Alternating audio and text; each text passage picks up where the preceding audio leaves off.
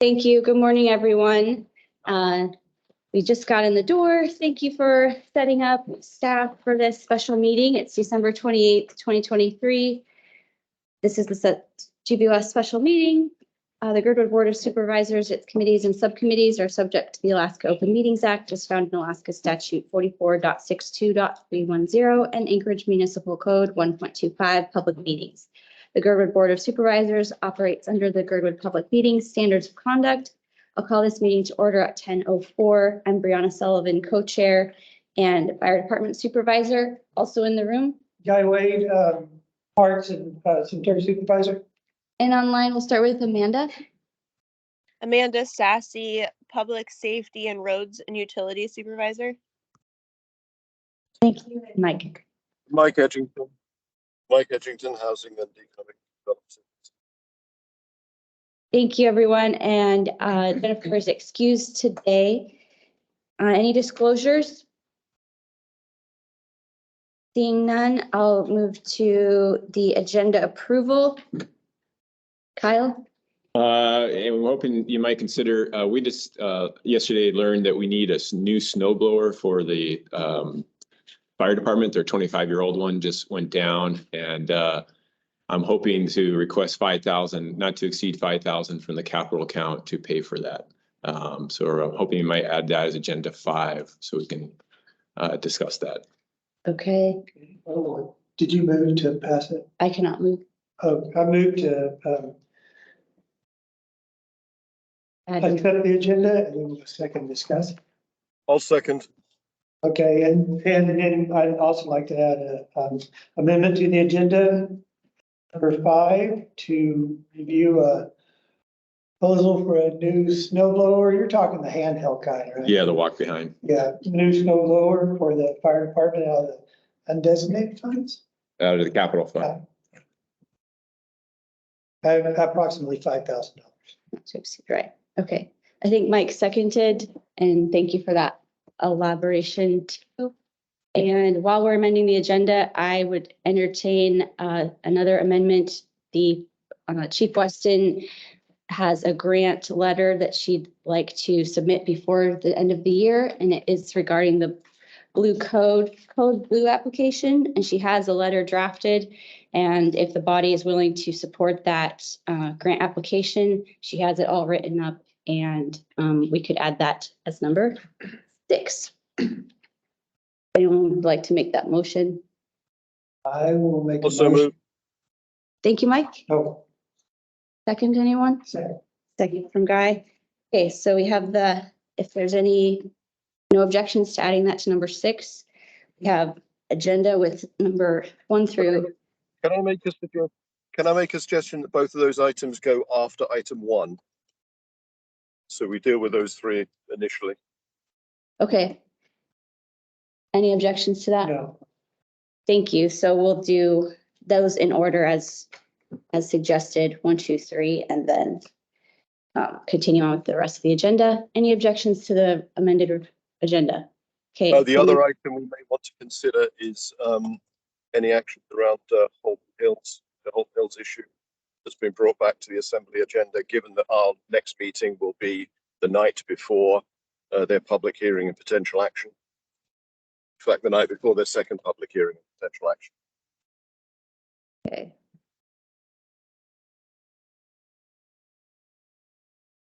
So that item you're suggesting for the final item? I'm suggesting that as item, yes, as the last item on the agenda. Okay. So potential Holton Hills disposal.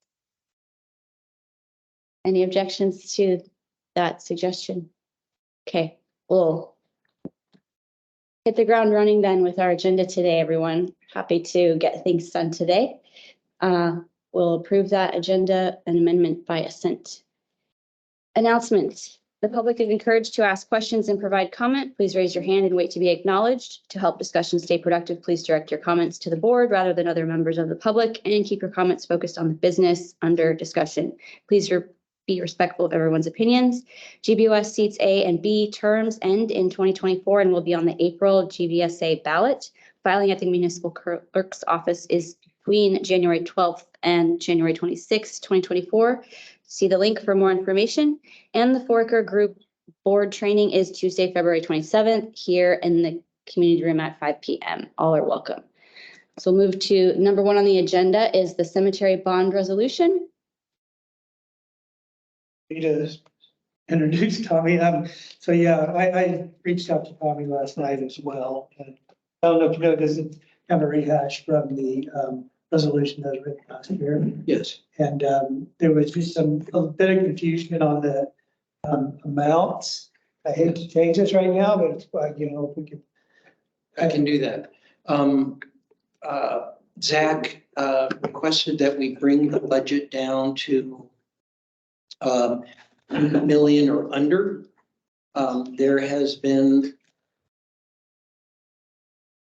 a new estimate that came from the Anchorage Memorial Park. And that was for 1 million. So that was a reduction from what they asked for before, or what we estimated for it before. And so that left us 7.5 million to allocate to be within Zach's suggestion. Kyle, can I tell him that we met and you suggested that we split that 7 million? No, No, you can't say so. you can, yeah. Well, on advice of someone in the know, I split the cost of the 2 cemeteries in Eagle River and in Girdwood to 3.5 million apiece, knowing that once the bond passes and the money is in place, if the Girdwood cemetery costs a little bit more, it can borrow from that amount. The cost of the Eagle River Cemetery is projected to be a little bit less, like about 1.5 million. And so that money is in a pool. All the money will be in a pool for completing these cemetery projects. Our original estimate in 2017 or 2019 was for $3.5 million to do the first phase of our cemetery. They added another $1 million for a contingency plan. But even so, that first estimate was inflated by, for example, bringing the rocks for the rock walls up from the United States, because they knew that the cemetery was going to be in the future. So they overestimated in some cases. So I think we will be able to, even at 3.5 million, we will be able to accomplish what we want for our cemetery. But again, that's the explanation for asking for 3.5 million, 3.5 million, and 1 million to the total cost of $8 million for the cemeteries. Would you suggest putting in that or just saying for a total cost of 8 million? Do you want to, Yeah, total cost of 8 million. do you want to line item each one or just No. strike? Okay, No. so just establish a cemetery in Girdwood, a cemetery in Eagle River, and renovations and improvements to Memorial Park at a cost of 8 million? Yes. That'd be good enough. Does that make sense? It does. Part of that justification was they wanted it less than the porta potties. That's what he asked for. Yes. A porta potties the last 10 years, cemeteries the last 400. Okay, so thank you for that. Thank you very much. And I think these are administrative that Margaret has just confirmed. So if we approve this in concept and there's any more little typos, Tommy and Guy can work that out after the meeting. But we've already approved this last year, but we could use yours as a motion, Guy, if you'd like. Sure, I make a motion that approve this resolution with the amendments suggested. Do we have a second? I'll second, Mike, yeah. Okay, thank you, Mike. Any further discussion?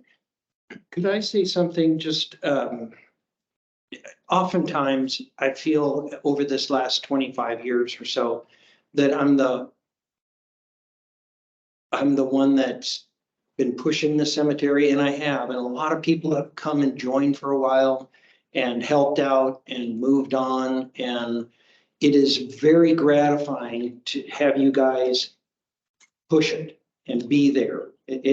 I forget that It's that the cemeteries are for everyone, that they're really needed. I get kind of personally involved in it. I want a place to be buried, you know, that's it. This morning I figured that I'm never gonna get out of this. I'm gonna be involved in this up until the shovel puts dirt on my casket or whatever.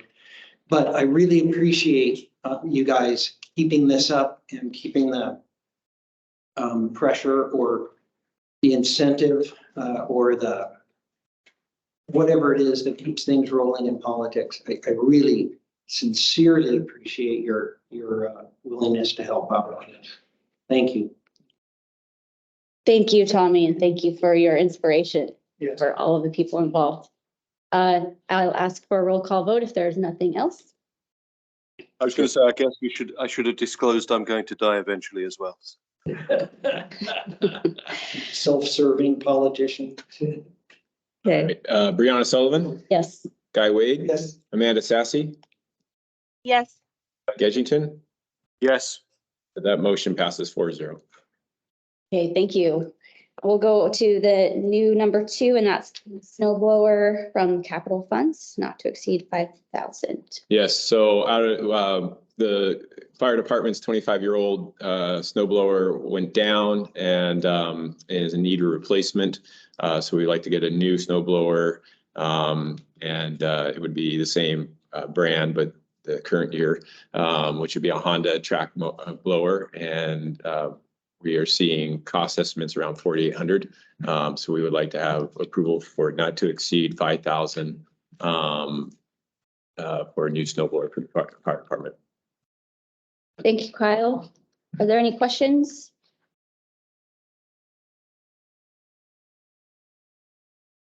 No questions. We can, this and we go through. Amanda? Would this be shipped here, or is this something in Alaska? Does the cost estimate include shipping?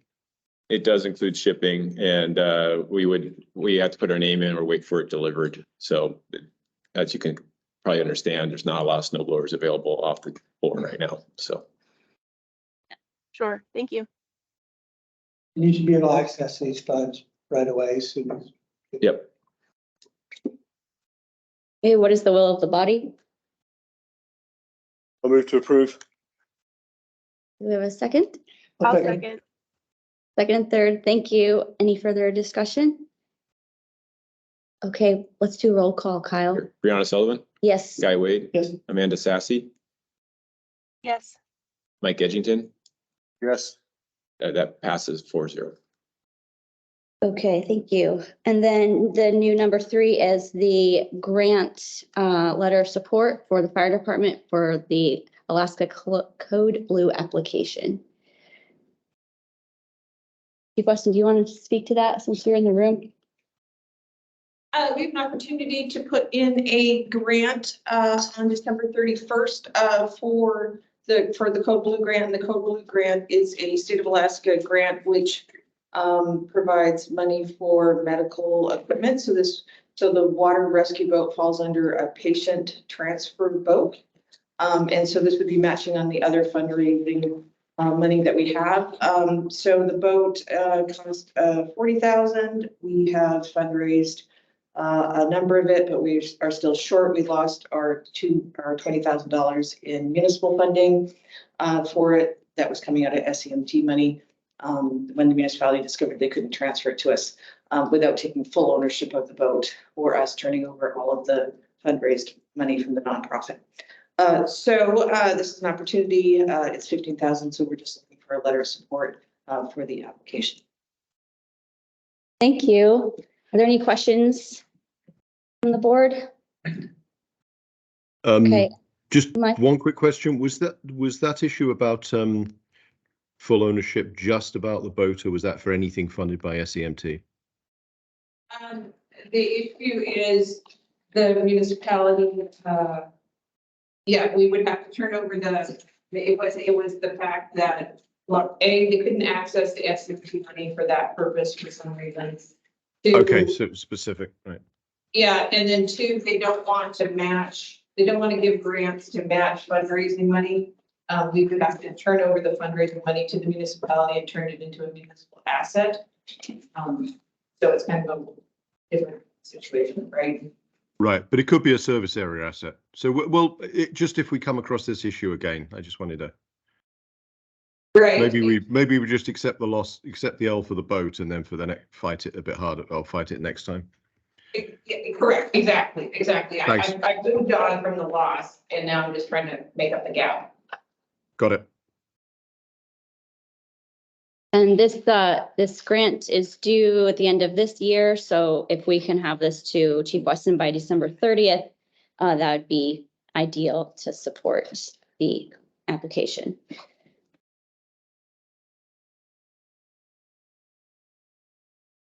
Anything else? Okay, do we have a motion from anyone?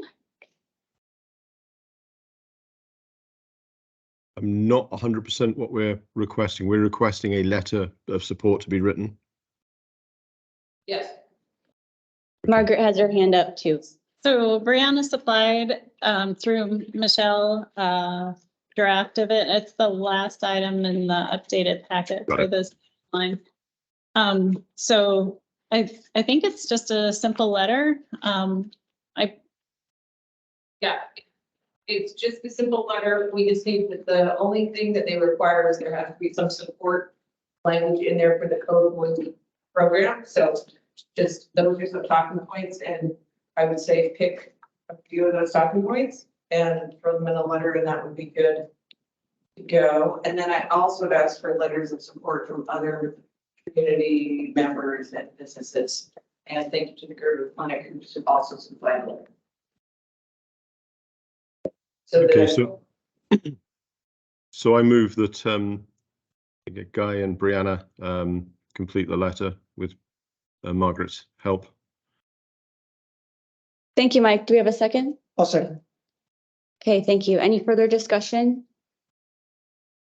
And I just add that I appreciate that since we just got it, and I do enjoy making letters a little bit unique for applications. So if there's anything I could add to this, I'm happy to. And if the board supports the concept, that's the goal here this morning, to get it done before the deadline at our meeting. Okay. Brett. Could I ask a question here briefly? On the statement, Girdwood has not received municipality of Anchorage tax funding. Does that mean that we will for this vote in the future? Or maybe it would be more clear, Girdwood will not receive municipality tax funding for this vote. So the other votes, municipality are all paid for by fire service area taxes, but because all our water bodies are basically outside of the fire service area, Right. it's in area-wide EMS. Now, area-wide EMS could, in theory, pick up the vote, however, they choose not to. So, yeah. Should that be stated in that line then? Yeah, definitely. Yeah, and these are like talking points to pick from, right? So, but yeah, you're completely right. Like they could pay for it in area-wide EMS funds, but they choose not to. So in theory, it could in the future, right? Okay, thank you. Thank you Okay. for that. Thank you. I think that's a good point. Yeah. We can elaborate on that to that committee.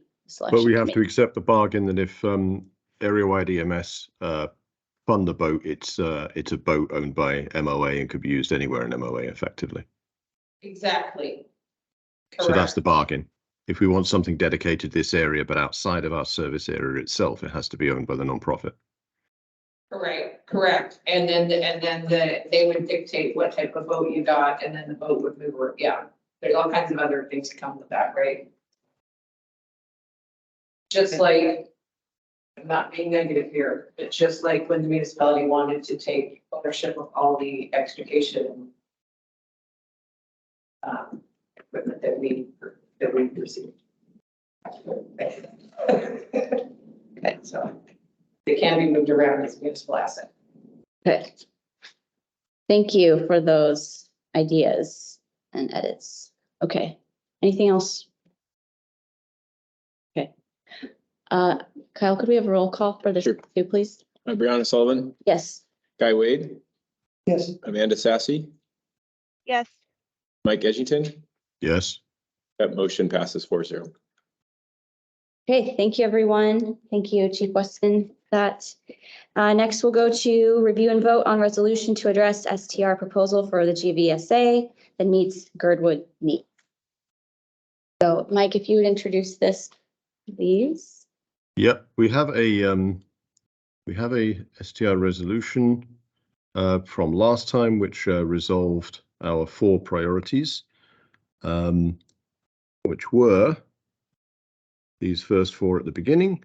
The requirements on short-term rentals to reduce the negative impacts on immediate neighbours. So this is the issues around noise, trash, and accompanying bear nuisance, overcrowding, parking, these sort of issues which affect the immediate neighbourhood.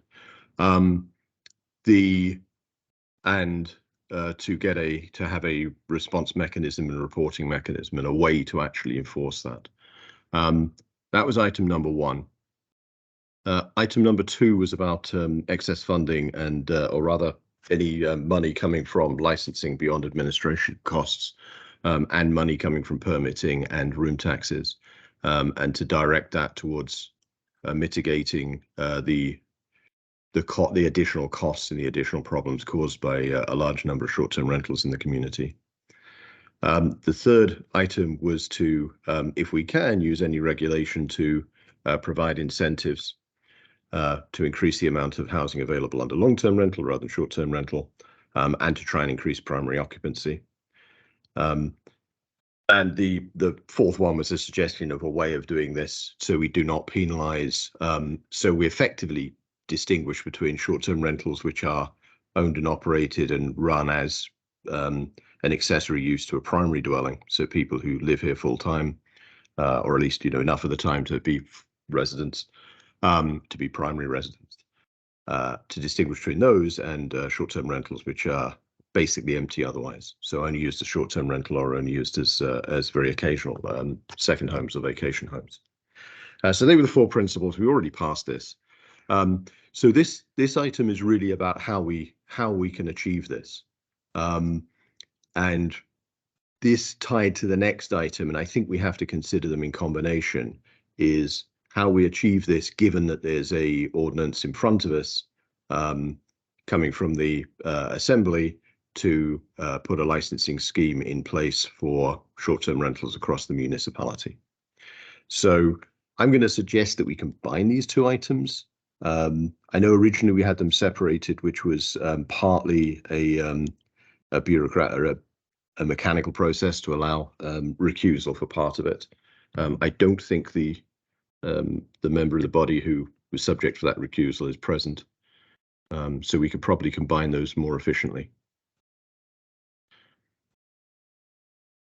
Thank you, Mike. If you had more. Well, if we can combine them, then what I'd like to do is just quickly go through what the AO 110 does. It's up to the body. I'm amenable to that. It was confusing splitting them up because we are addressing the AO itself. Okay. Any feedback from the board? I agree. If you're comfortable with that and there's no objection, then we'll just carry on. Okay. No objection. So the context here is that we've got these 4 principles we want any short-term rental regulation that applies in Girdwood to address these 4 issues. What we have in front, or what's currently in front of the Assembly, is an AO about registration, which is AO 2023-110. As mentioned here, there are 2 sponsors. I've been told by Randy Salk that we should expect an S version. At the minimum, it looks like the S version is going to remove a couple of requirements. I think what I was told, and other people may have more up-to-date information, was it's likely to remove the parking requirement and the occupancy requirements, the maximum occupancy requirements. So there are likely to be some changes. But what we have in front of us at the moment is basically a registration requirement. So what this does is adds in, at the moment, there is no requirement to register short-term rentals or to say that you will abide by certain rules, regulations, and guidelines. There is a requirement to register for room tax, either independently or If you only use the platforms, i.e. Airbnb, VRBO, etc., then room tax, you don't need to register independently, but room tax is collected through the platforms. This will add a specific license requirement.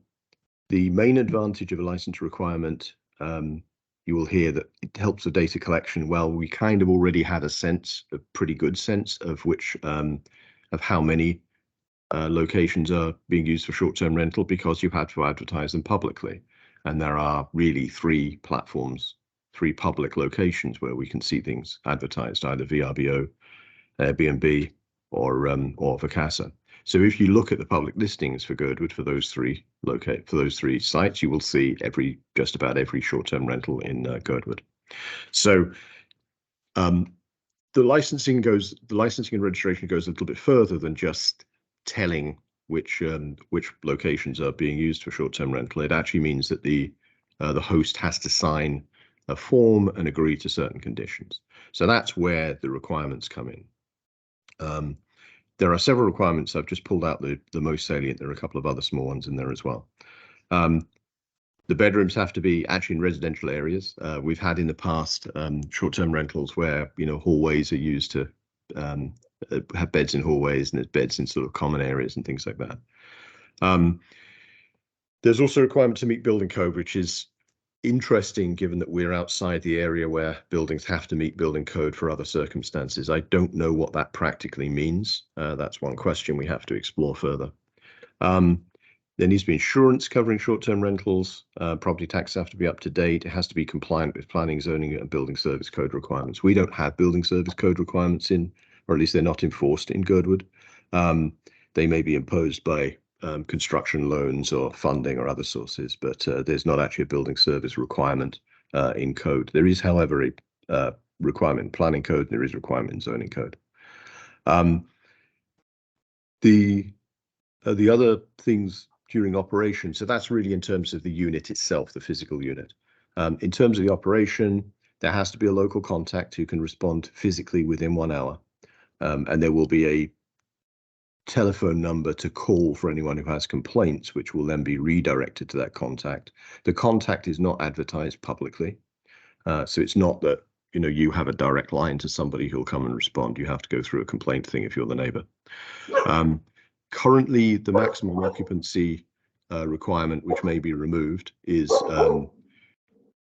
2 plus twice the number of bedrooms. So for a 3-bedroom house, it would be 8 people. That's currently defined as adults over 18. Many other communities, it's sort of either non-infants or sort of adolescents, you know, 13 upwards. This is, as proposed, it's a very probably the least restrictive in terms of occupancy. Parking has to be on site or a designated location off site. Under the current proposal, again, that's likely to go. And again, somebody has to meet all the noise and trash ordinances. Okay, so that's the requirements for the operation of the short-term rental. There is a license fee, which is $400 annually. However, it's reduced if you're the owner-occupier. So if it's your primary residence, if the owner-occupier or the owner of the property is active duty military who's been posted outside of the state or outside of Anchorage, I should say. And then there's some confusing language, which I've been told is actually incorrect and needs to be fixed, which implies that if the unit itself is being leased for more than 6 months to one person, there is also a reduction in fee. So effectively, it's $50 for people who live here full time and use their property either part of the year or part of their property for short-term rental, maybe part of their property for short-term rental. That's also unclear. It's unclear if you live in the main property, but you have an ADU, whether you'd pay 50 or 400. That's something else has to be clarified. I believe it'll be 50.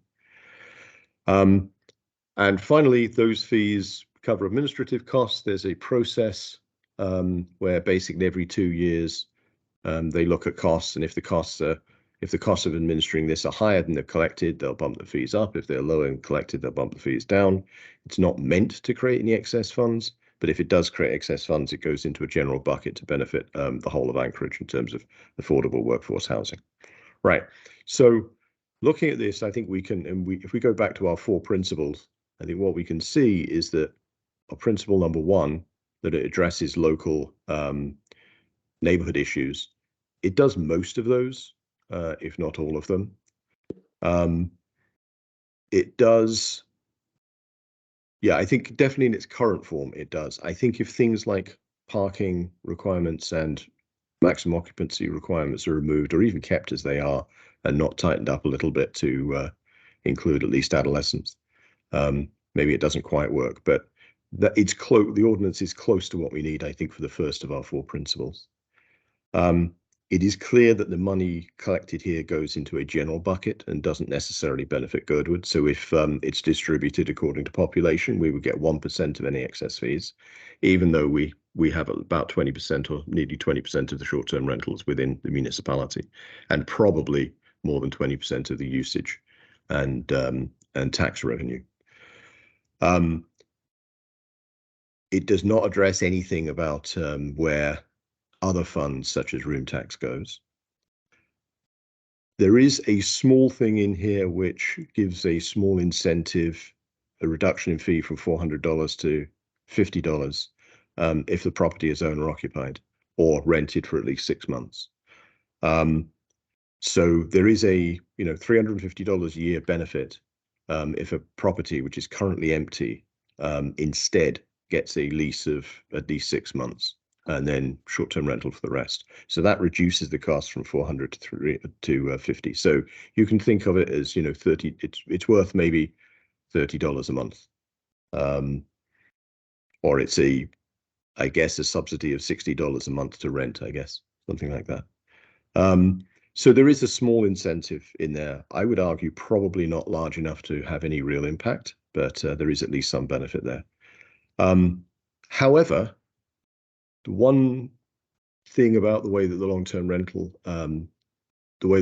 rental use reduces the fee from 400 to 50 means that if you have a property, it basically doesn't allow the property to be rented 12 months of the year. So if you have multiple rooms, units, it's not clear if it allows you to, if it encourages use of one unit for say 12-month rental, or whether it really encourages everything to be 6 months. So while it might increase the number of long-term rentals we have in the community, it does not increase stability necessarily if it results in an increase in 6-month leases and not longer leases. So again, if we're in a situation where everyone who's renting has to move every 6 months, we've changed the nature of the problem, but we haven't necessarily improved it to where we want it to be. So that's kind of analysis from my perspective of what this proposal does and doesn't do. So it's clear it falls well short of the 4 goals we're looking for. It achieves probably one and a tiny bit of a second one, and doesn't achieve the other 2 at all. And arguably, because of the way the long-term lease is written, it might make the situation slightly tougher and slightly worse for long-term rentals. That's because there's an error, or at least a problem in the language there. It's not entirely clear. So that's where we stand with the AO 2023. Now, I think one of the AO 110. One of the questions that was in front of us is whether we should try and say this should not apply to Girdwood at all, or we say this applies to Girdwood, but these changes are needed. And I think I'm now of the opinion it should be the latter, not the former. I think this gives us advantages, and I think it gives us a position that we can build upon if there are 1 or 2 specific technical changes. But I'm interested in discussing that more broadly. The other thing I can talk about is, which maybe after we've discussed what we've talked about so far, is there's a mechanism with which we can probably tie on what we want on top of this, but I think I'd rather have that as a second discussion and just leave it to the floor. So I'll stop talking for now. Excuse me. Thank you, Mike. Any initial thoughts from the board or questions from this review? I guess I do. What you had said at the end, Mike, about it's either our language will be, we do not want any part of this no matter what, or we agree in principle, but our needs are different and it needs to be modified. Is that kind of what you're saying? I think there are three positions we can take here, three reasonable positions. One of them is we try and exclude Girdwood completely from this, but I think that puts us back to where we are today, if there's no regulation at all around Girdwood. The second position is that we just go forward and basically accept this. And the third one is that we try and get specific things changed so it opens, so it gives us, so it doesn't cause us any more damage. It gives us the benefits of at least dealing with the neighborhood issue and putting a licensing process in place, and allows us to then add in what we need for Girdwood. I do not think there's any, my sense is there's no practical way that we can add in the extra things we need in Girdwood to this particular ordinance. I think this is narrow enough and specific enough that what we need is quite a bit broader and involves multiple other parts of code. So I don't think we can add to this. I think what we can do is argue there's some specific technical things that can be changed so it still meets what these sponsors want, but doesn't make our situation harder and then enables us to put in what we need. So I guess that's the question. That's really the question for the body. Do we try and change this a little bit so it doesn't get in our way? Do we try and exclude ourselves completely from it? Or do we try and, go whole hog and get all the things we need put into this bill? And my sense is the last one is not feasible. We can try, but I don't think the last one is feasible. I agree. I don't think it doesn't sound like from conversations I've heard people have, the assembly members, that they're going to change this whole thing on, Right. for our needs.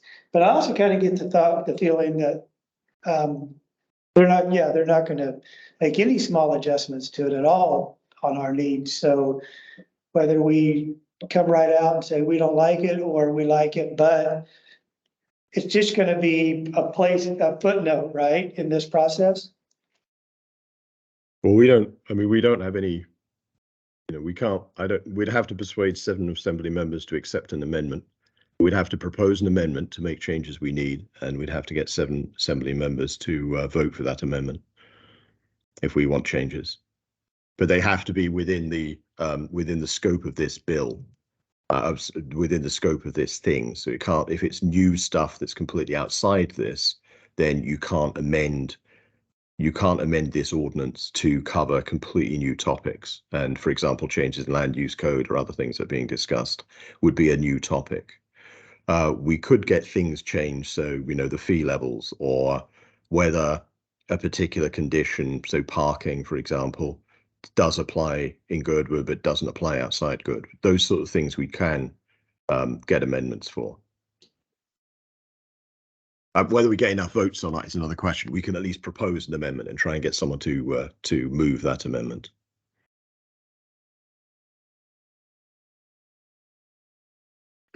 Chief Weston?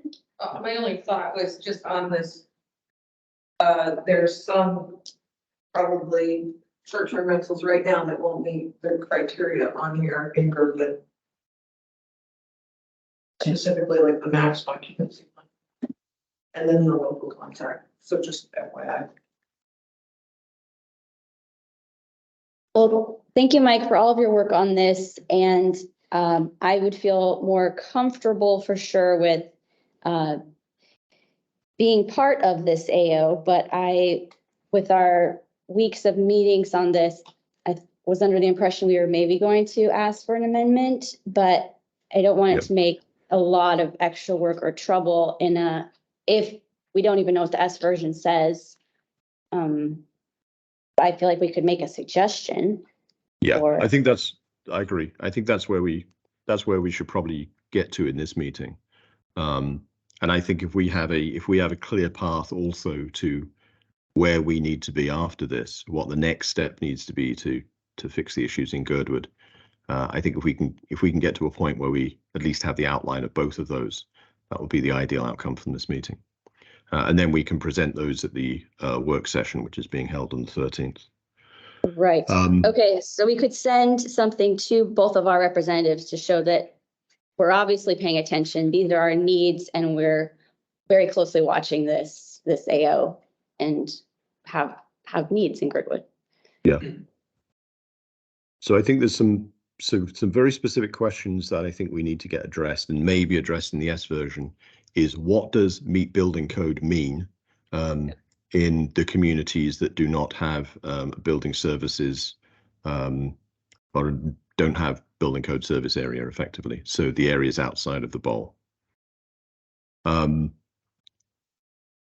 My sense is that the maximum occupancy probably should still be part of the licensing requirement, and it should be extended at least to adolescents. Maybe the formula is slightly more permissive, but the idea that you can have an unlimited, you can have 25 17-year-olds renting a property and one adult, and that's fine. You can have renting a studio, that's fine. Just seems absurd to me. So maximum occupancy rules for bedrooms and under building code is basically everybody over 1 year old is counted as a person. As this is proposed, it's only people 18 and above are counted as people, and anyone under 18 is not counted at all. That seems to be far too lax. And I think the parking requirements, this is going to be a harder thing to resolve. But because of the nature of, we do not have, with very few exceptions, we don't have gutter and paved streets. We have non-paved streets, and we have 6 months of the year, maybe longer this year. We have large snow berms everywhere. The idea of parking being, on road for most of these, for all the STRs, I think doesn't make sense either. So I think we should try and keep the on-site parking or designated off-site requirement, at least for Girdwood. Maximum occupancy, I think, needs to be kept, and if anything, tightened up a little bit. And we need to get clarity on the building, on the meet building code. Right. And then the other area is this whole thing about long-term leases. Okay, Mike, we have 2 questions in the room, and we'll go back to the board after that. Mike, I'm sorry, Matt. That's what's a question, but it's more. Comment. Yeah, in terms of the kind of the 3 options, I actually, some of the assembly members, I actually think the carve out is conceptually easier for them to get their arms around. And whether politically they feel like they can grant us a carve out is something, but I think if you would, my sense is talking to some of the assembly members and understanding their, certain issues with carve outs, then I think in concept they would understand that we need it. Because with such a narrow focus, we just can't address the needs. And if we try to get the camel's nose under the tent in here, that we're just going to create more work for the assembly than they want to. In a way, a carve out for them is kind of the path of least resistance if they actually want to help us solve our problem. That's just my personal opinion. Okay. Thank you. Brett. Right, and so I wanted to just point out that GAGC discussed this topic and how to get there, kind of along the lines of the second option. How do we kind of navigate through meeting Girdwood's needs? So it's in the packet, but resolution from GAGC does talk about a couple of the mechanisms that could be used in asking for those carve outs to meet these goals. So just wanted to point that out, that this is a great example, this discussion of how the proposed regulations are not meeting our local needs and how we need a bit more discussion on the particulars for Girdwood. So I would suggest that the Title 10 and Title 14 and Title 21 type carve outs refer back to the Girdwood service area, the Girdwood housing service area. This is core to our issues with workforce housing. And it seems that we're sort of unique in the municipality and have that designation of a service area to deal with some of these things. And I think that would lend itself to supporting these types of carve outs within code. So it seems to me that's the path forward to meet Girdwood's needs. Thanks for that. Thank The you. board agreed, the committee agreed with that. Thank you for your work on that too. Thanks. Yesterday. Guy, So we've been using this term carve out a bit. In this case, Mike, were you referring to just pulling Girdwood, Girdwood out of this particular ordinance? And then I think, Brad, were you more holistic and like the overlay view of it? So I've heard the word to answer your question, Guy, I've heard the word carve out used in several different ways, some of which just aren't feasible. And I'm not clear when I'm hearing, I think I've got a better sense of what Brett means than I have what Matt means. But I think when you say things like write our own rules, that just isn't an option if they're code issues. There is no way to for code to be passed by anyone other than the assembly. There can be no modifications to code. It can only be done at the assembly level. We have a single legislative body that covers the whole of the municipality.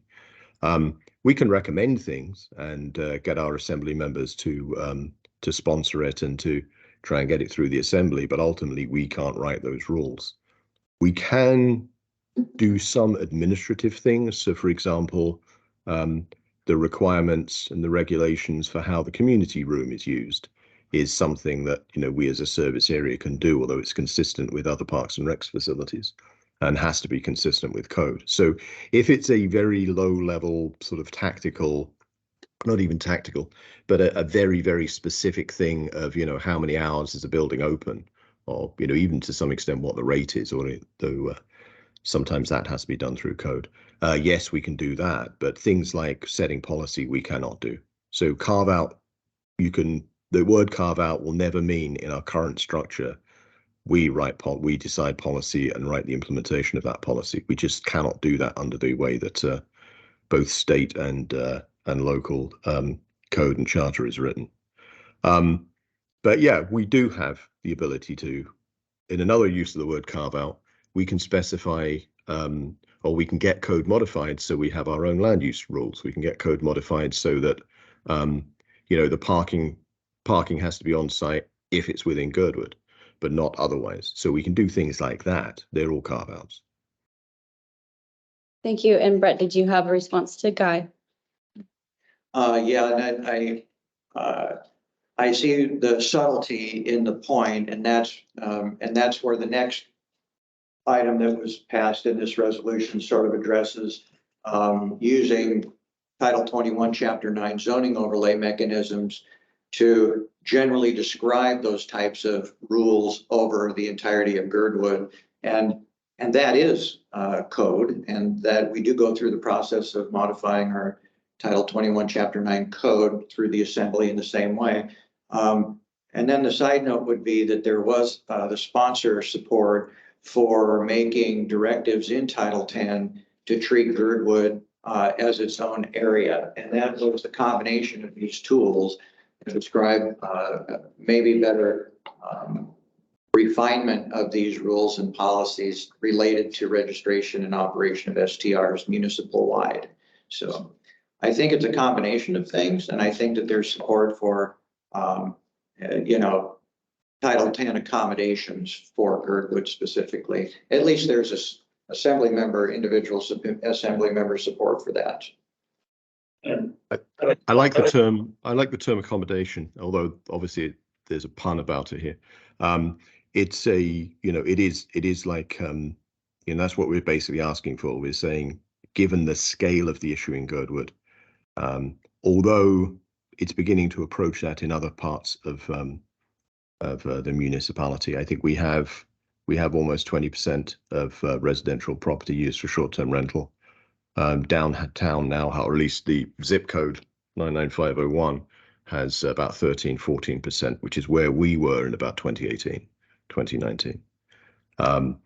Albeit they have a lot more commercial accommodation than we do. We have almost no commercial accommodation. So the percentage of housing units is a little bit different, but it's approaching where we used to be. Okay, so in that case, I've been cut off. So the chair is Brianna. Yeah. Mike, we do have a hand up, but we don't want to Sure. keep interrupting. So I know you were about to come to a conclusion No, right I'll there. wait for the other comments. So hold that conclusion. And Matt, please, Yes, one more time. Should be actually ways where they can actually regulate what certain businesses they do and don't want in their community, right? It relates to commercial activity. Like, let's say we wanted to put an incentive program in here to make changes to the commercial activity that we're seeing within our community that we don't. I don't see conceptually why doing that is any different. And I would lobby to the assembly that we should have the authority to be able to do that. So if we need to push the envelope some, just because another community has not done so, it doesn't mean that we should not from. That's my thing. Thanks, Matt. Guy? I do like the housing economic development, the point that they've made on this resolution for 110. Realistically, though, where we're sitting now, aren't we just down to either saying, not even a carve out, exclude us from this, if you will, or we agree with it, but, and we can add a bunch of buts, but we're not going to, no matter what we give them, they're not going to implement any stuff on this ordinance right away, but it hits the public. I don't think it. Mike, do you think that? So as the ordinance is written, because of the way things work at the code modification level, the ordinance covers Title 10. It cannot make changes outside of the chapters lists in Title 10. So there is no way to take this ordinance as it stands and make the changes we would like in Chapter 21. Just not possible. It would have to be a completely new thing. Now, maybe the sponsors are happy to throw away what they have and start something else. I do not think so. So there is no mechanical way of taking what we have, what's in front of us now, and extending it to the changes we need in Title 21. I missed the beginning of what Matt said, but I think he was alluding to things like Chugach Eagle River not allowing marijuana stores. Yeah, exactly. It's not Chugach Eagle River that doesn't allow marijuana stores. It's Anchorage Code passed by the Assembly that doesn't allow marijuana stores in Chugach Eagle River. The same as Girdwood has a different definition of camper park or camping parks. It has a different definition of all sorts of things because we have our own chapter in Title 21. It's the Assembly which passes rules, and those rules can be different in Girdwood, downtown, Eagle River, and using the actual overlay mechanism, which is in code, some downtown districts, except actually Anchorage downtown. So we already have sort of specific things in Girdwood, and I think both what Brett was proposing in meeting yesterday and what I'm proposing in the additional material in today's meeting packet and yesterday's meeting packet, both of those use these same similar mechanisms within Title 21.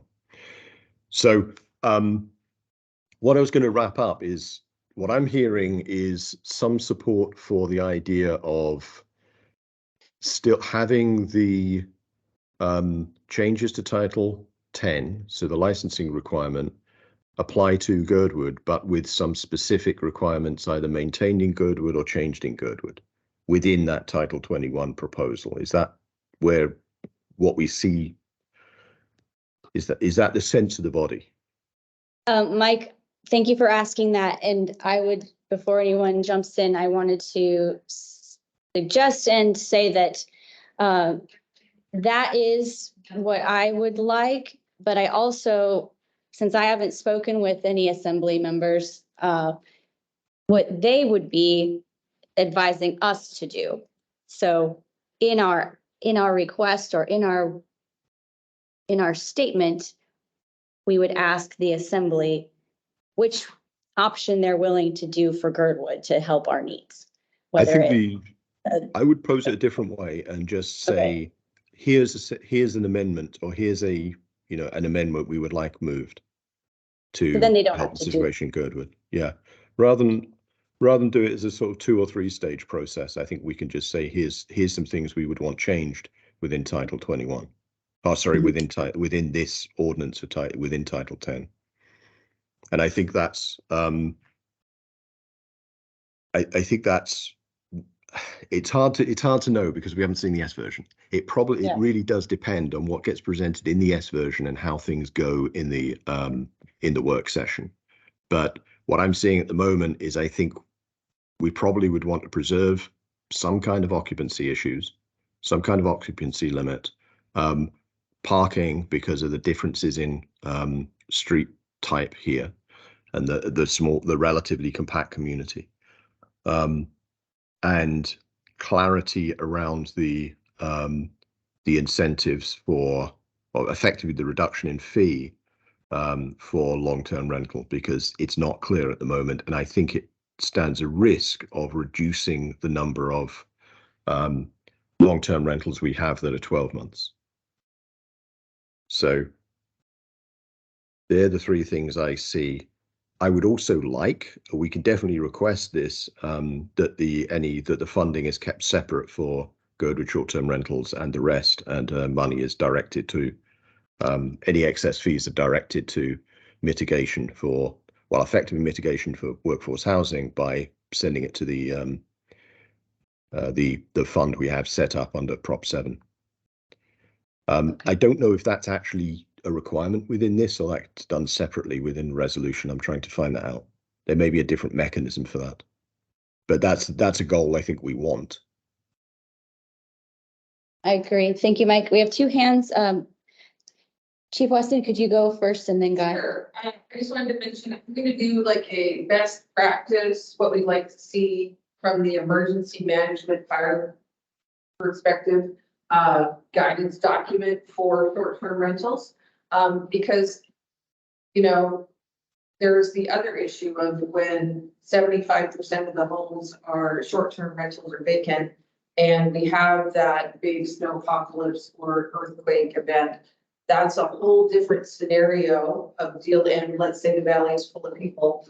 That's a whole different scenario of dealing with all those short-term rental people in an emergency situation than it is dealing with last time we had a big event and we're cut off for 5 days, and most of the, we had 6,000 people in town, but we didn't have this number of short-term rentals. So I think there's other aspects of this that are beyond this, but just know that I'm going to be putting out that document that also talks about those things, because it's great to have short-term rentals, but as the people that deal with people in short-term rentals, when they have an emergency, there's a lot of usually confusion about where things are, where there's smoke detectors, CO detectors, and all those other things that go along with that.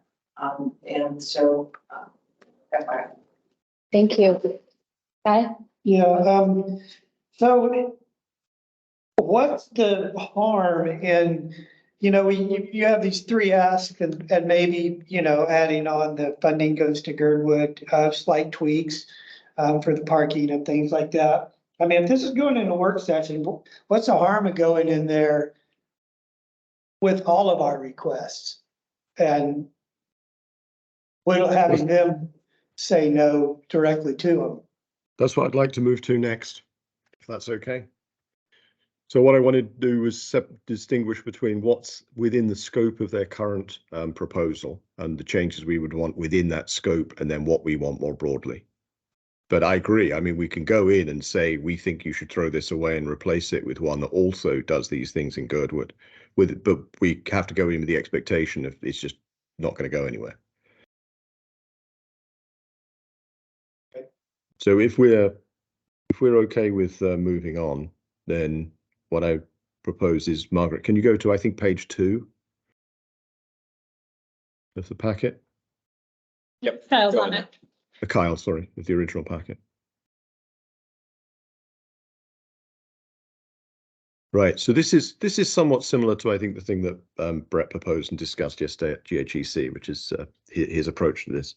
It's very similar in concept.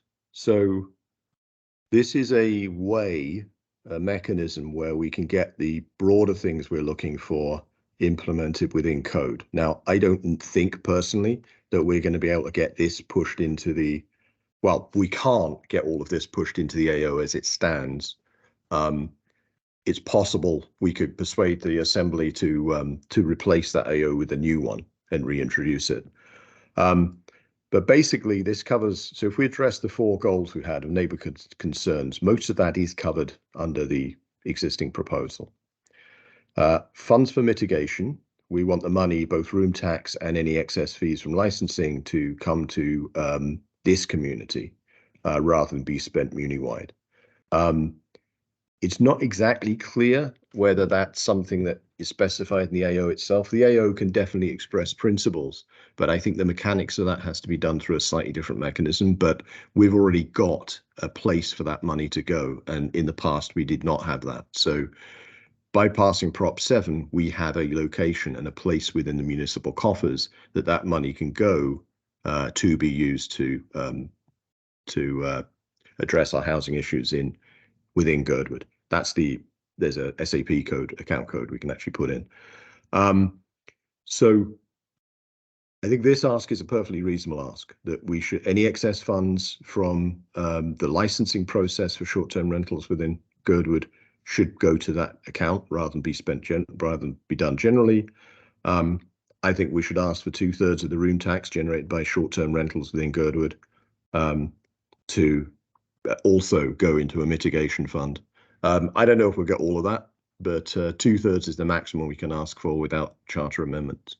The charter mandates that a 4% room tax goes to pay for the convention centre, and currently there's a 12% room tax, so effectively 8 percentage points or 2/3 of room tax could be redirected by the assembly. And then there's also a question here about permit fees. This is something I'll cover again in a minute. There's the distinction between licenses and permits, which we'll touch on in a minute. And then goal 4 was to not penalize residential use of people who live here and use their property, either part of their property or their property part of the year, for short-term rentals. We don't want to make that harder. Because again, we want to encourage people to live here. We don't want people to have to sell their house because they can no longer afford to live here and leave the community. So goal 4 is to distinguish between residential use of short-term rentals, so people who live here and use part of their property short-term rentals, as opposed to vacant homes, second homes. So that's the mechanism which is described in the next couple of pages of making changes to Title 21. Goal 3, the incentivized long-term rentals. There are many ways to do this. This is just one way to do it. And it's somewhat similar to the things which 110 was trying to do by reducing fees. It basically says that you can, if you're a owner-occupier here, and you use your home, either part of your home, so an ADU, or part of the year for short-term rentals, it's a low regulatory barrier. We do the same thing if you are renting the home out. So whether it's you as the owner live there or a long-term renter, you're effectively have a lower regulatory barriers than if it's a purely commercial short-term rental. So while this does not cost us anything, it acts as an incentive to do long-term rental in a property. This is very similar to the model which is used in Crested Butte. So the mechanism for doing this is to make a modification to Title 21, Chapter 9 to introduce 2 new use types. I don't know if anyone probably people don't spend that much time looking at Title 21, but the concept of land use is there are different use types. So brewery, for example, is a use type. Residential home is a use type. There are different use types for multifamily homes, for duplexes and things like that. You know, different types of operation, different use types. There's a category of use types for visitor accommodation, which includes hotels, hostels, motels, not bed and breakfasts, small inns, other things. And they are basically what we say that a short-term rental typically is. So short-term rental conceptually is no different from a very small inn. It's effectively public visitor accommodation, and that's a commercial use. So we explicitly define a commercial short-term rental. I think this is on the next page, Kyle. So we explicitly define commercial short-term rental. And there's a set of criteria around that. And we'll have to, you know, get a little bit more detail about exactly what the criteria are.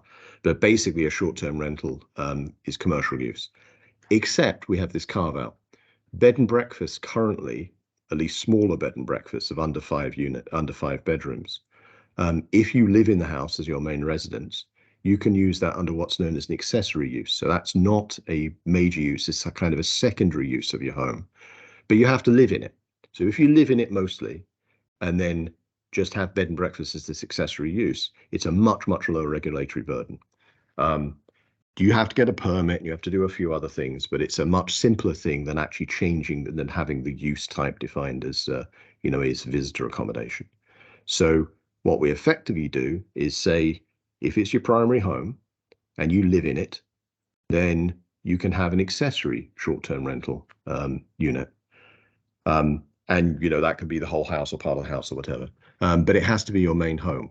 Or if it's a long-term rental and there are long-term leases there, so somebody else's primary residence, not necessarily the owner, but somebody's primary residence, then it falls under the same thing. So the idea here, basically, conceptually, is you have a harder regulatory framework and a much, much lighter regulatory framework with lower costs. And this would also align with that lower fee. So if you're using the accessory use with your main home or rental, it would be $50 for license fee, and that's basically it. If it's commercial, then there would be an additional permit, which is done through Title 21. That permit fee would come after administrative costs would again come to our service area to be spent on housing. It also gives us a mechanism if we choose in the future, or if we choose when we go down this path in more detail, to implement either a limit on where these are within the community. We can define zones where you can have commercial and cannot have commercial short-term rentals.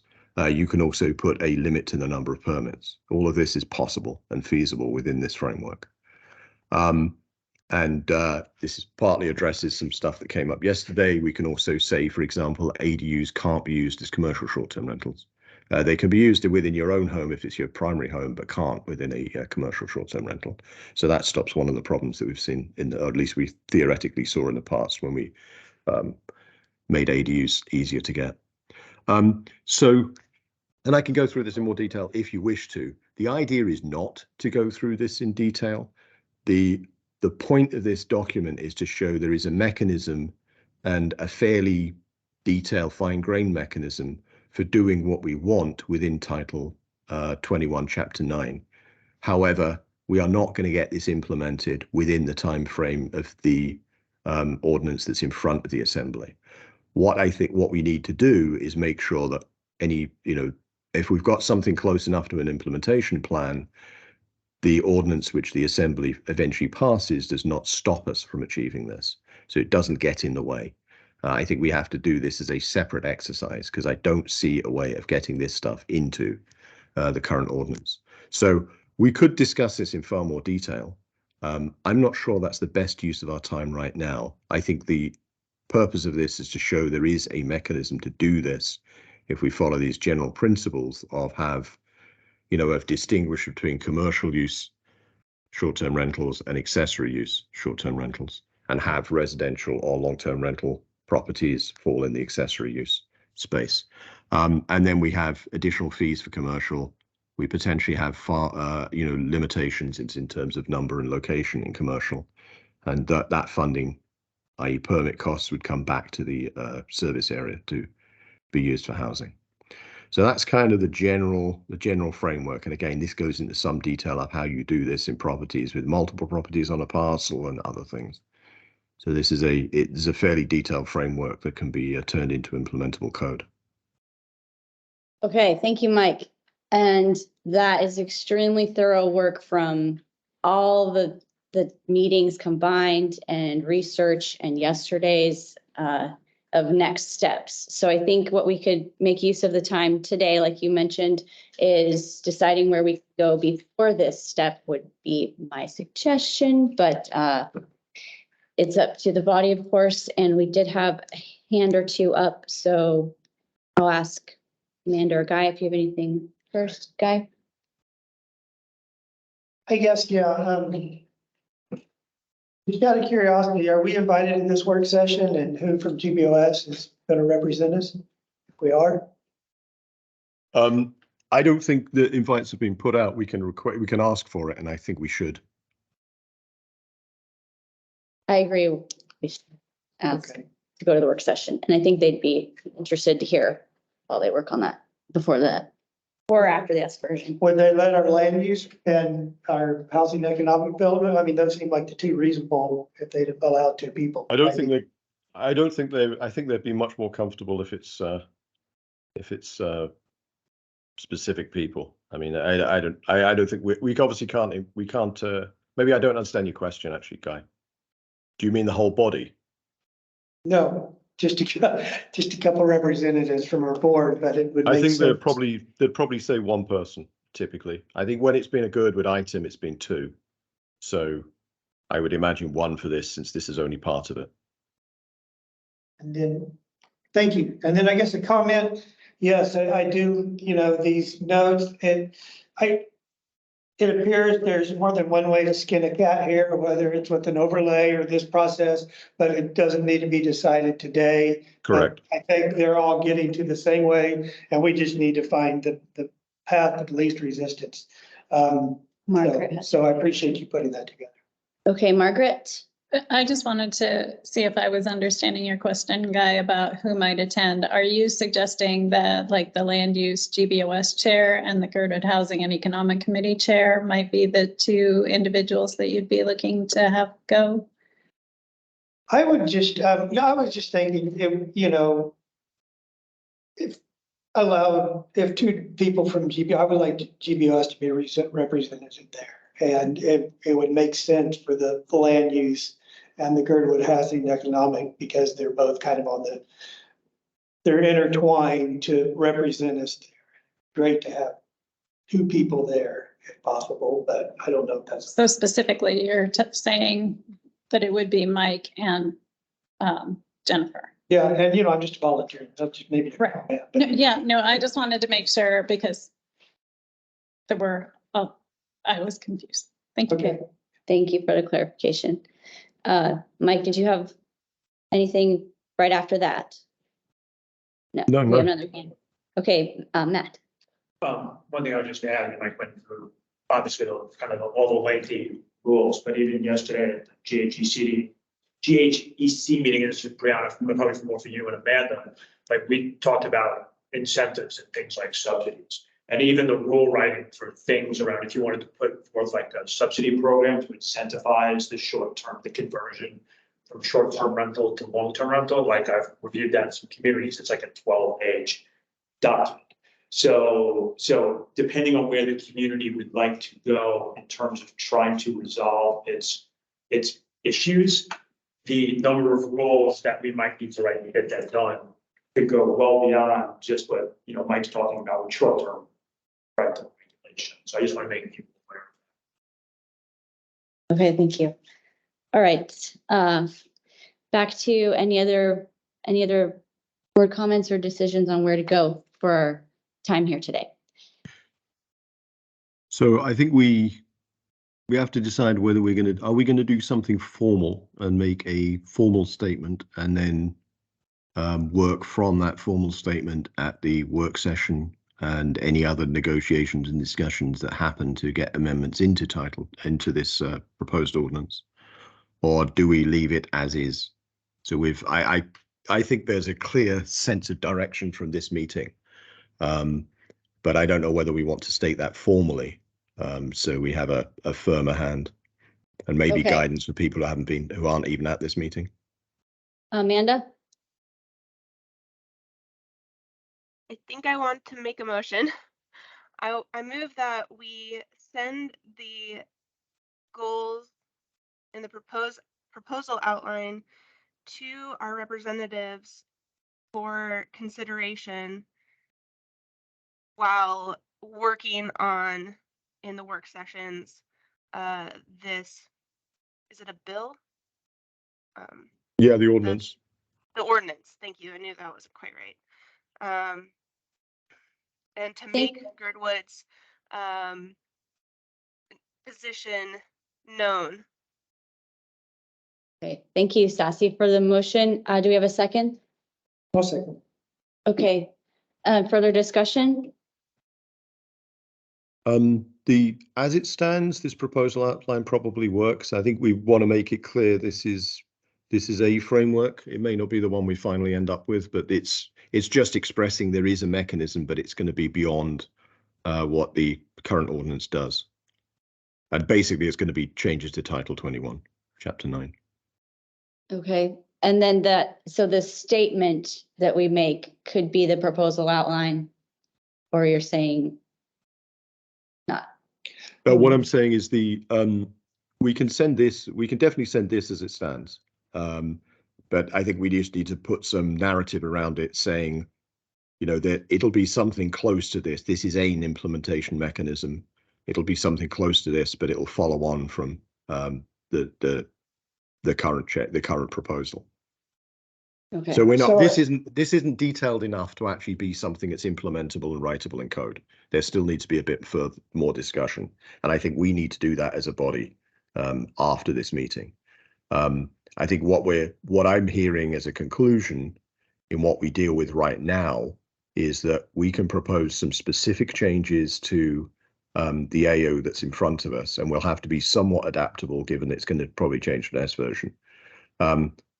We want to gain as much as we can from that and have something which does not stop us from going down the path we intend to do with this, or something similar in Title 21. Okay, and Guy? No, that's it. So, yeah, like our statement is, this does not fit Girdwood. Here's our big picture. And for specific needs, you mentioned the building codes, what they mean, talk about parking, and we're going to talk about the funding and the occupancy. Is that the four kind of specific things that address this AO directly, Mike? The other one was the issue about long-term rental. And as specified, there's a technical issue about how they describe that in the language, and they need to clean that up. So until we see the revised language, I don't know if the problem still exists. But it's about how they define what is being licensed, whether it is a unit or whether it is a parcel. So if they're saying that, for example, if you have a main house and an ADU, is that 2 licenses? Since it's in the same building and in the same parcel, is it 1 license? Not clear. And because of the way they're doing the language about owner occupancy is done at parcel level, not at unit level. Do they mean the same thing for long-term rental use? Is that at unit level or the parcel level? So there's some technical questions around that, and how that gets resolved is critical to whether it helps us achieve our goals of incentivizing long-term rental, or whether it actually makes the situation worse. So because the language is broken now, we can't make a clear statement on what's proposed now, and it will change. So that's just kind of a very technical, a particular technical issue with it. So it's basically about the way that long-term rental is used to incentivize lower costs. Incentivize in long term. And then I guess just another comment, I don't think that, I think we have to work with them. We can't ask them to pull us out of this. I think we'll see dollar signs in that and the impacts, and I don't think they would let us pull completely out of this, given the financial implications of what Girdwood brings to the table. Maybe not, but that's my thought. Thanks, I Guy. don't think, my sense is, I Mike. don't think sorry. We have other questions, but Mike, do you need to respond to Guy? I was just going to basically generally agree with that. And I think beyond that, we as a community don't necessarily want to lose the benefits this will give us. So this will give us a way that, hosts have to sign up to a set of requirements and a set of behaviors, which currently they do not. There's no requirement at all yes, there is kind of noise complaints, but, it's a slap on the wrist. Nothing happens. Whereas this gives the risk, or at least a mechanism whereby you could lose the license to run a short-term rental if you have persistent problems with, partying and noise and blockage and parking and all these other issues. So this is actually beneficial to us as a community to deal with at least some of the short-term rental problems we have, but not all. Right. Thank you, Mike, for that. I do agree. Crystal, please go ahead. Thanks for waiting. I just had a clarification. Is what I'm looking at on the screen that says proposal outline is what's being suggested that gets forwarded to the assembly members. Is it just this section or is it also the section below? And then I also have additional follow-up.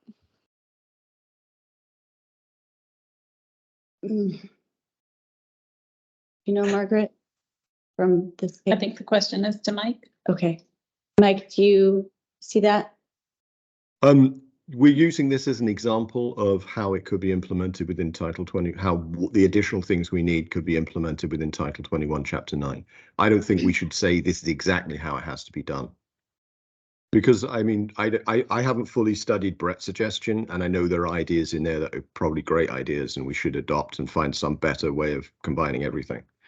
Okay, so the simple answer then is that it does include the below pages. It's not just when I'm looking at the screen. Well, not just the one page there. I think it's 3 pages. I would send this and use this as an example. That's what I would intend. Okay, so I don't have an issue with that first page. There's definitely some things in the implementation notes that I need clarification on. Specifically, I just want to give an example. Like, I grew up in a large family. I'm the youngest of 5, and so when we rented hotel rooms and stuff when I was a kid, like, I was always on the floor. I think I was probably like 17 before I got my own bed. And I feel like the occupancy situation, if we're counting kids, is really going to punish large families. So that's my comment on that. And then the other comment specifically was the where to go, right here, that amend table 21, table of allowed uses, under commercial section, use the visitor accommodation thing, and it says add S. Doesn't that S mean site plan? Yeah, so I don't know if it's an S or a P. Again, this is just a potential implementation. The purpose of this is to show here's a path we could use. This is not a recommendation to implement. This is an explanation of.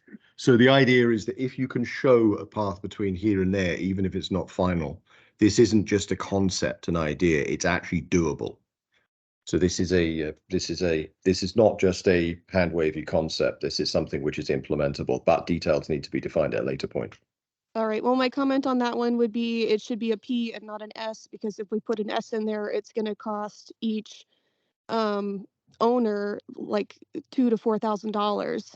So I don't really. Now we're not talking about a $400 fee for registration. Now we're talking about getting an administrative site plan from planning done, which is a really joy, and then plus $2,000 to $4,000. So anyway, please consider that, and putting it as a P. I agree that it should be added as a on the table. Thanks. Yeah. Currently, all the other visitor accommodations, so things like hostels, inns, etc., are conditional use. So they've got a much more expensive and involved process. And again, conceptually, a small inn is no different from a large house being used as short-term rental. Has exactly the same impacts and the same, probably similar revenue. So it's interesting that if it's called an inn, it would go through a much more intensive process than effectively a 4 or 5 bedroom inn would go through a much more extensive process than a 5-bedroom short-term rental. Great, even with the S in there. Thank you, Crystal, for those points and thoughts. I appreciate it, and we all do, not just me. Thank you. Thanks, Mike, for that. Also, Brett, last time. Yeah. So, that just didn't. We did some work in GHEC just recently that describes kind of what's, if you can go up in the proposal outline, what's listed as goal 4. Now we have good numbers for the valley that describe the amount of bedrooms, how often they're used during the year as short-term rentals. And we've been able to really kind of delineate what we see as incidental use versus commercial or production use. And I think that one of the confusing aspects of this, and the thing that was lost by not coming through and kind of having a quick discussion in the details before moving ahead, is sort of it's confusing to note goal for distinguish residential use versus commercial use. We probably would have come back with something that more describes incidental use rather than parallel terms that are used for land use designation or zoning. So I think that's why it's somewhat confusing. So if we could avoid terms that are analogous to zoning, then we might have a better description of what this activity is. So I think STRs should, in our attempt to wrangle STRs, we need to distinguish incidental use versus commercial or productive use, production use, or primary use, you see. Okay, and I don't want to take up too much time, but for my understanding from the numbers I saw, the incidental would mean that remaining number when you go through owner occupied and then commercial and then all the percentages that were. I would assume that incidental use would mean those units that are rented out as short-term rentals, i.e. less than 30 days, but on an infrequent basis. Like somebody's leaving town for a couple of weeks and wants to short-term out their house to be watched or whatever they're doing, or things of that nature, right? Okay, Just incidental use a few times a year during the summer because they own a condo and they want to use it during the winter as an example of, and maybe an incidental use. So as opposed to a 2-unit home and ADU saying, oh, well, you live there, so now it's considered residential use. Well, what does that mean? I mean, it's a residential house, it's residential zoning, it's just confusing. So the idea is that we're differentiating between STRs that are only used for that purpose, primarily or primary use, versus an occasional STR use, a few times a year or whatever. okay, So I think all right. I'd actually respond to that because I think this gets to a very good point. I think there's a deeper question here which is addressed in at least the proposal in front of you right now, which is what's the purpose of housing? Is the purpose of housing in Girdwood for people to actually live in, or is the purpose in housing for people to own and occasionally visit? And this makes that distinction. It's absolutely core to the principle. And the principle here basically is we want more housing to be lived in and to be people's primary residences.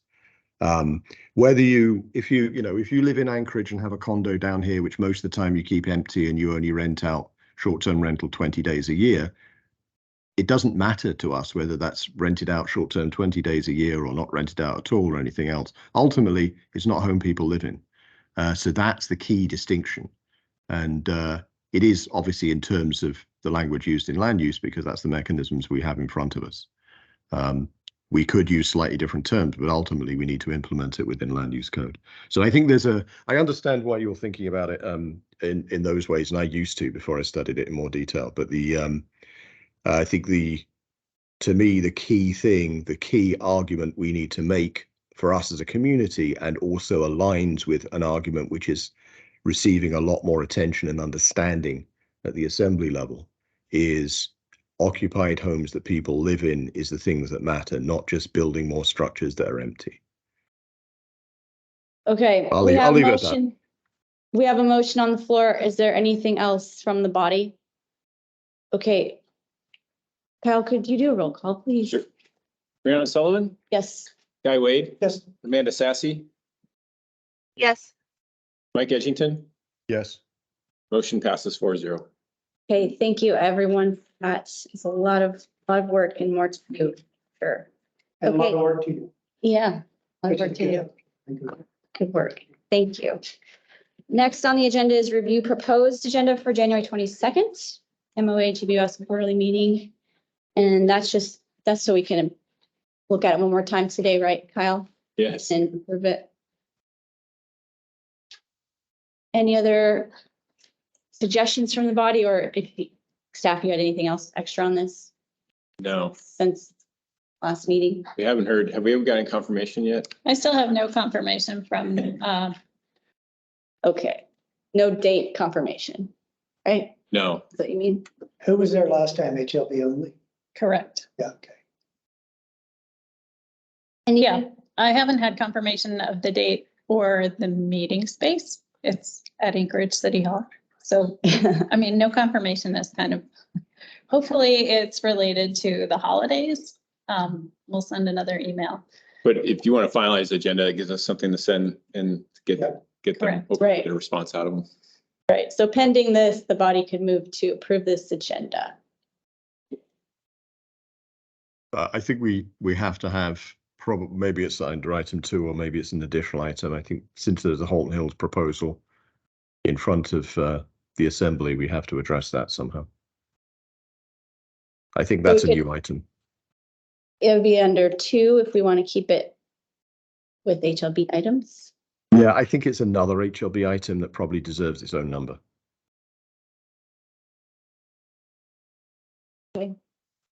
Probably should just put them right together, make a 3 and then push the other one, push the current Yeah. 3 to.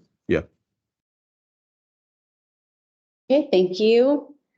Margaret? So what would be the language of the topic specifically? I think it's going to be mostly with HLB to sort of understand what I think it's just a discussion around the Holton Hills proposal.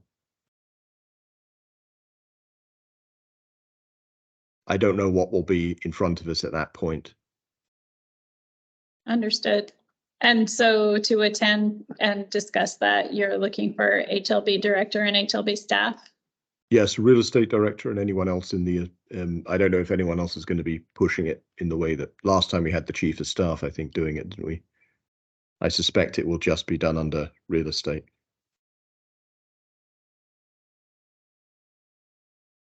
Thank you. Anything else? Okay, do we need a motion, Margaret or Kyle? No, I don't think so. Okay, great. Thank you for bringing this forward again. And we'll go right back. Next item on our agenda is the second public hearing for Holton Hills that was just on the 19th of December, laid on the table. Yeah, so just an update on status. There was a press release that came out, I think it was yesterday or the day before, that confirmed that at least the sponsor of the Holton Hills ordinance is going to continue public hearing. So although there is an opportunity to speak at the January the 9th meeting, it will be at least extended until the 23rd. So that means there'll be another opportunity on the 23rd to do public hearing, and they won't act before the 23rd. I think it's likely it's going to be delayed beyond that. My understanding is there was a position for a contractor who would represent the Muni and to some extent some aspects of the community's interests. So, for example, the extra things that are promised for the community within the AO. There is a contractor position which was advertised in RFP. Nobody applied for it. It's been rewritten and was about to be re-advertised as an RFP, but I don't think that's happened yet. I don't think this ordinance is likely to pass until that contract is fulfilled, until someone's actually appointed to that contract. I could be wrong, but at the moment, the timescale suggests it's going to be into February. But at the moment, we know that the item will be held open till at least the 23rd of January. So I think we have to think about, is there something, if it does get acted on that soon, what do we have to do? Yesterday at the GHEC meeting, there were questions about whether we're going to reform or pull together the HHHHHHHAC group. I think I may have misstated the number of H's, but who knows? Whether we're going to pull together a different body to, or either the same people or a different body and reconstitute another committee to deal with this, whether we do it ourselves. They're the sort of things we can discuss. Time could be very short, or maybe this will go on again for several months. So potentially we have some actions we should or could perform tonight. So, for example, I'll be very specific. Do we want to reform the the Holton Hills Housing Advisory Committee.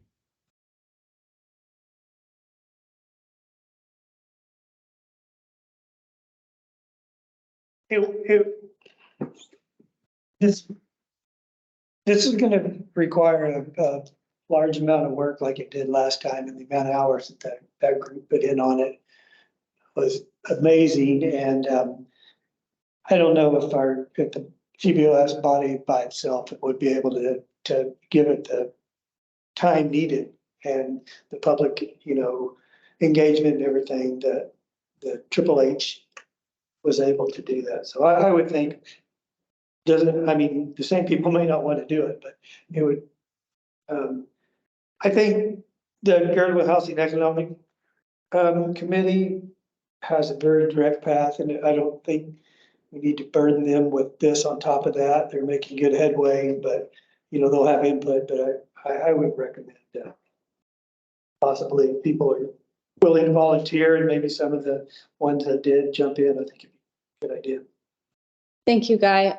My first thoughts, because I did not go attend yesterday's meeting to hear that suggestion or consider it, but I feel that this proposal is so much similar to the last one that all the work has already been done, and GBOS could take the principles that Triple H brought forward and honor those and come up with an approach, but it could be, like you said, delayed or really, really quickly. And I don't think we have the time frame to rally everything to have another committee start up again and do that. So on an individual basis, we'd probably be more successful.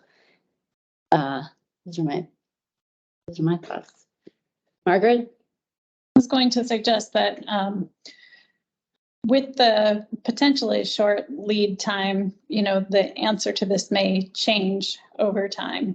But I think as a person who receives public response to things on occasion, it's effective to have a letter that comes from the GBOS, maybe, but it is really effective if people write to their assembly people or to the assembly as a whole and express their concerns about it. It would be really great if, maybe those comments include things like the uncertain timing and maybe some other aspects of it that are on people's minds. So, I think finding community consensus to go forward, I think that a lot of effort did go toward that. And, perhaps those items are still just as valid now as they were at the time if this proposal isn't significantly different. I suppose maybe one thing that could happen is some kind of an overview of what's the same and what's different of this proposal so that people can understand that at a glance, as we're not all experts in it. So those are my thoughts, having to do especially if we're talking about January. Mm-hmm. Thank you, Margaret. And I agree, it's helpful for people to have a place to go to see those too, instead of digging into the research and being misinformed by other kinds of research that aren't valid. Kyle? And I'll just give you from a staff perspective, another committee that we would have to help manage and regulate and get room space for is very difficult. We also have responsibilities outside of this room that we have to do outside, and it's just the two of us trying to manage that. So right now we're pretty loaded with committee work, trying to keep everybody organized and moving along. So it's a little overwhelming to hear that we might have to stand up another committee at this point and try to get something done within 30 days.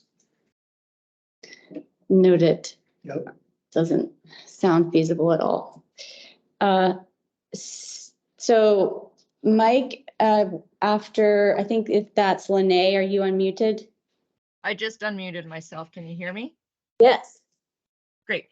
Hey, I brought up at yesterday's meeting and like to bring up here again that I think a town hall would be really valuable, and our assembly representatives should be present at that, maybe even organize it for us so that the community speaks with knowledge instead of assumptions and then it goes off in the wrong direction, that this warrants that activity to bring the community together and make sure they're aware this is on the table, and to not talk clouds, but to talk facts about what our issues are.